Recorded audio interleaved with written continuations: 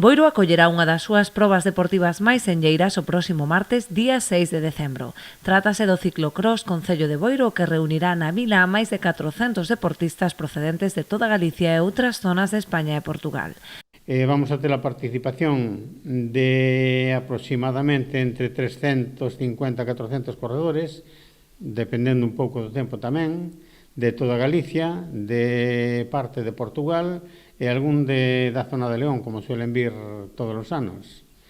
Si se ve un grupo de 400 ou 350 rapaces e maiores, é bonito, porque abarca as categorías de cadetes hasta máster. A proba discorre por un circuito duns 3.000 metros nas inmediacións do río Coroño, que combina prado, area, terra e asfalto. Convive area, convive erva, convive asfalto, convive terreo de terra, e iso fai moi atractivo agora de desenvolver este tipo de probas, en concreto da modalidade do ciclocross.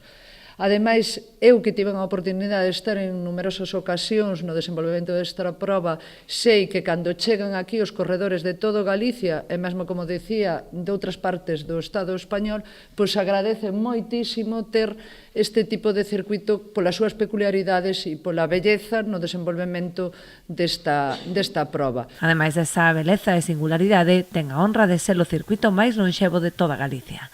É o circuito máis longevo de Galicia, o único que se mantén realmente, porque cando nós éramos rapaces eu competín aquí e sigue igual.